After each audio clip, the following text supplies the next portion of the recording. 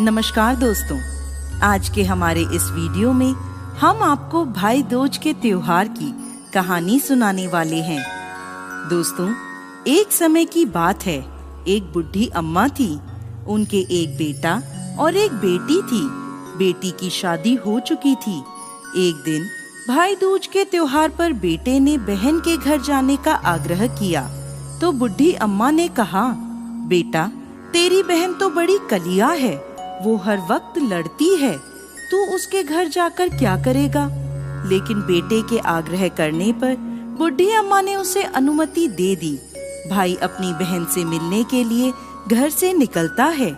रास्ते में उसे नदी मिलती है। नदी कहती है, मैं तेरा काल हूँ, मैं तुझे डुबाऊंगी। तब भाई कहता है, मैं कई साल बाद अपनी बहन से मिलने जा रहा हूँ, उससे मिलके आने दो, फिर वापस आते वक्त तुम मुझे डुबा देना। तो नदी मान जाती है और उसे रास्ता दे देती है। थोड़ा आगे बढ़ता है तो रास्ते में उसे सर्प मिलता है। सर्प कहता है, मैं तुझे डसूंगा। तब भाई कहता है, पहले मुझे अपनी बहन से मिलकर टीका लगवा लेने दो, फिर तुम मुझे डस लेना। सर्प भी उसे रास्ता दे देता है। अब वह आगे बढ़ता है। आगे जंगल में उसे एक शेर मिलता है। शेर कहता है, मैं तुझे खाऊंगा।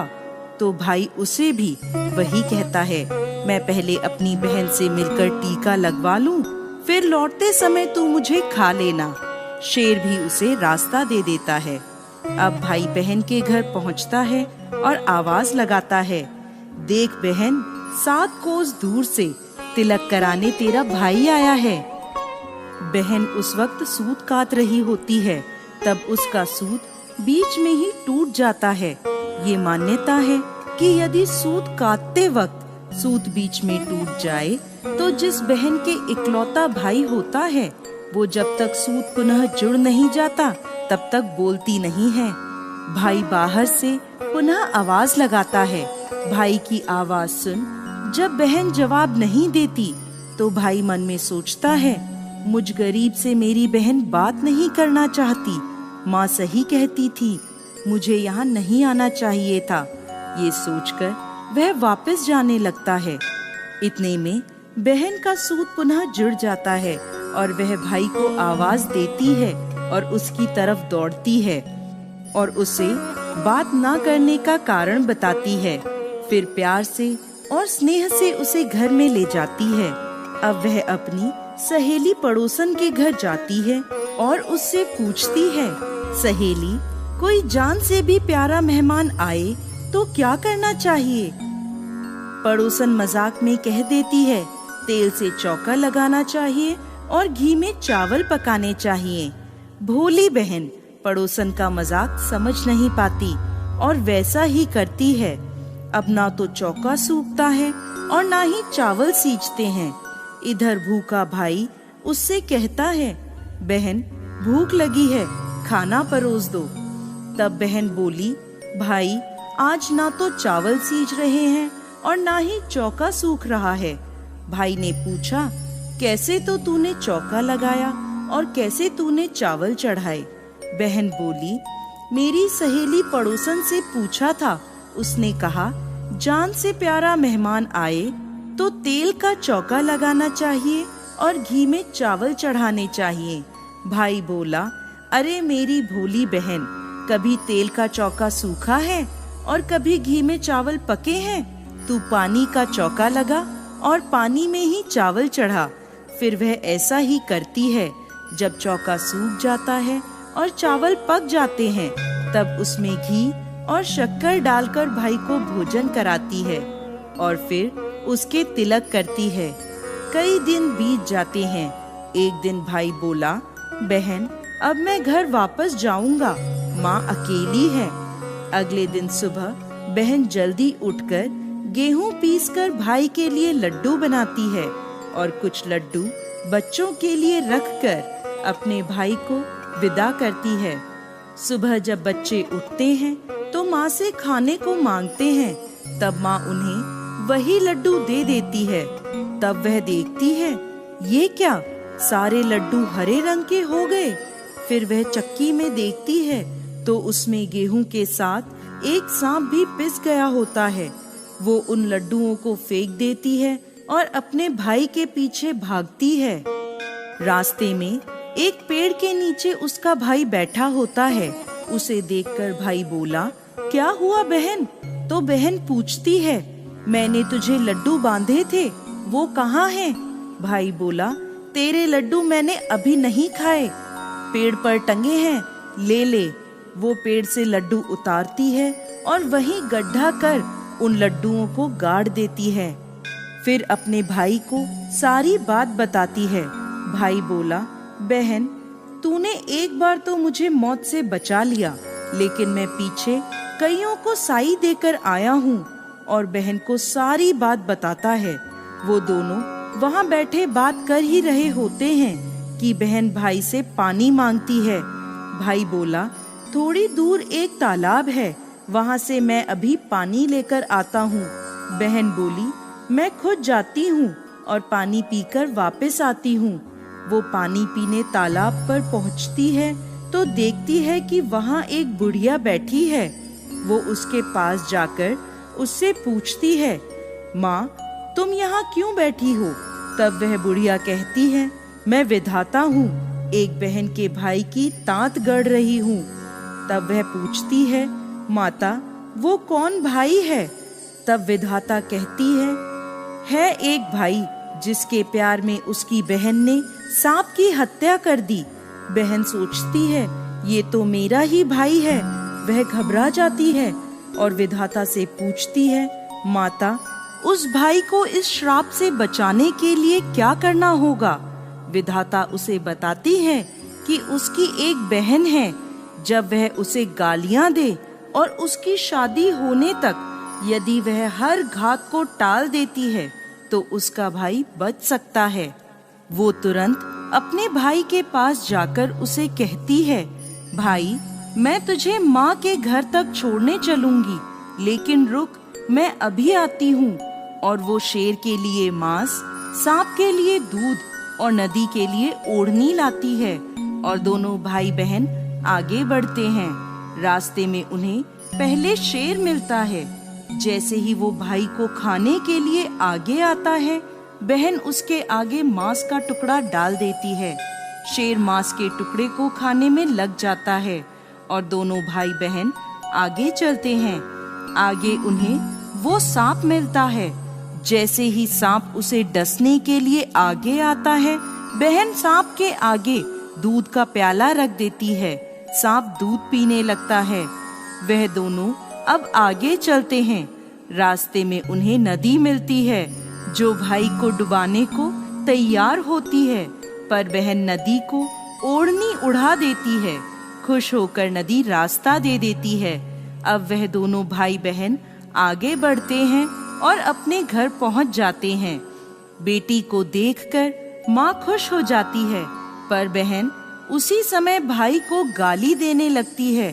तब माँ बेटे से कहती है, इस कलिया बहन को क्यों ले आया? तब भाई बोलता है, माँ बहन तो बहुत अच्छी थी, पता नहीं घर आते ही इसे क्या हो गया। थोड़े दिनों में भाई का रिश्ता आता है। तब सब कहते हैं, बहन पागल तो है पर भाग्यवान है। पर जब ससुराल वाले सगाई की मिठाई लाते हैं तो बहन कहती है, इसकी मिठाई क्यों बांटते हो, पहले मेरी बांटो। कई बड़े बुजुर्ग बोले, इसे भी भाई के साथ बिठा दो। सगाई शुरू होती है। वहाँ आग लग जाती है। बहन को तो पता ही था कि उसके भाई की घात है। उसने तुरंत ही वह आग बुझा दी। अब कुछ दिन बाद शादी के कार्यक्रम शुरू होते हैं, परंतु बहन हर समय भाई के साथ रहती थी। जब भाई की निकासी होने लगी तब बहन बोली, अरे इसकी निकासी क्या करते हो, पहले मेरी निकासी करो और इसे पीछे के दरवाजे से लेकर जाओ। बहन के इतना कहते ही आगे का दरवाजा टूटकर गिर जाता है। सब कहते हैं, भले ही बहन कलिया है पर बराबर भाई की जान बचा रही है। जब भाई फेरों में बैठता है तो फिर बहन कहती है, इसकी जगह मैं फेरों में बैठूंगी। शादी के बाद जब दूल्हा दुल्हन की रात जागती है तो बहन कहती है, इसकी नहीं, पहले मेरी रात जगाओ। कई लोग बोले, बीच में पर्दा लगाकर इसे भी साथ में सुला दो। रात में जब भाई भाभी सो जाते हैं तब वहाँ एक सांप आता है। बहन तो तैयारी में ही बैठी थी। वह उसे पकड़कर टोकरे में रखकर सो जाती है। आज वह कई दिनों में निश्चिंत होकर सोती है। इधर उसकी माँ सोचती है, बेटी के उठने से पहले ही मेहमानों को विदा कर देती हूँ, वरना फिर शोर मचाएगी। जब बेटी उठकर देखती है घर में कोई नहीं दिखता, माँ से पूछती है, माँ सब मेहमान कहाँ चले गए? तब माँ कहती है, बेटा सब मेहमानों को विदा कर दिया है। तब बेटी कहती है, माँ सब मेहमानों को वापस बुलाओ, तभी मैं विदा होऊंगी। उसके कहने के अनुसार माँ सभी मेहमानों को वापस बुलाती है। तब वह माँ से कहती है, माँ आज के दिन के लिए ही मैंने पालने में पूत और चूल्हे पर दूध छोड़ा था और पागल हो गई थी। मेरे इस भाई पर 7 घात थी, वो टालने के लिए मैं ऐसा कर रही थी। उसकी यह बात सुनकर माँ और भाई बहुत खुश हो जाते हैं और सबसे पहले अपनी बेटी को विदा करते हैं और उसके बाद सभी मेहमानों को विदा करते हैं। इस दिन के बाद से ही हर बहन अपने भाई की लंबी उम्र की कामना से भाई दूज का त्योहार मनाने लगी। इस दिन भाई को टीका करती हैं और यह कथा सुनती हैं।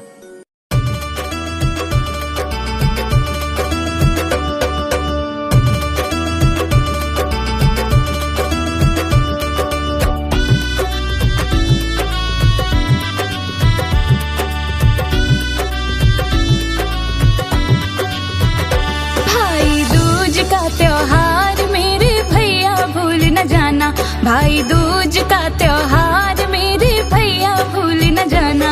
माथे पे तिलक लगा के तुम बहना का मान बढ़ाना, माथे पे तिलक लगा के तुम बहना का मान बढ़ाना। भाई दूज का त्योहार मेरे भैया भूल न जाना, भाई दूज का त्योहार मेरे भैया भूल न जाना।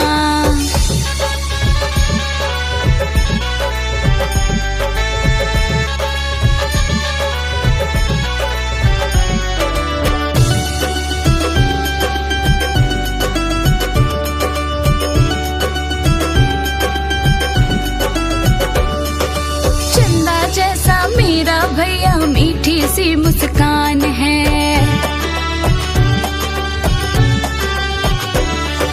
चंदा जैसा मेरा भैया मीठी सी मुस्कान है। तुझसे ही मेरे भैया मेरी ये पहचान है।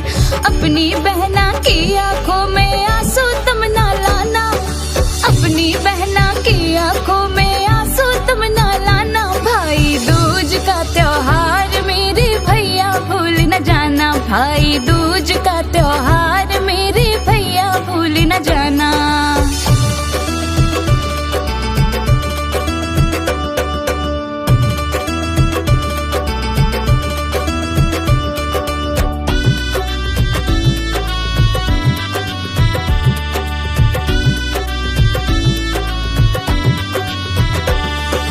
मेरे मन की बातें भैया तू तो जान जाता है,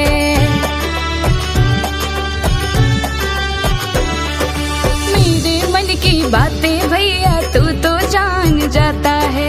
जब भी मैं याद करूँ तो दौड़ा चला आता है। भैया तोड़ न कभी न तुम ये बंधन कितना प्यारा, भैया तोड़ न कभी न तुम ये बंधन कितना प्यारा। भाई दूज का त्योहार मेरे भैया भूल न जाना, भाई दूज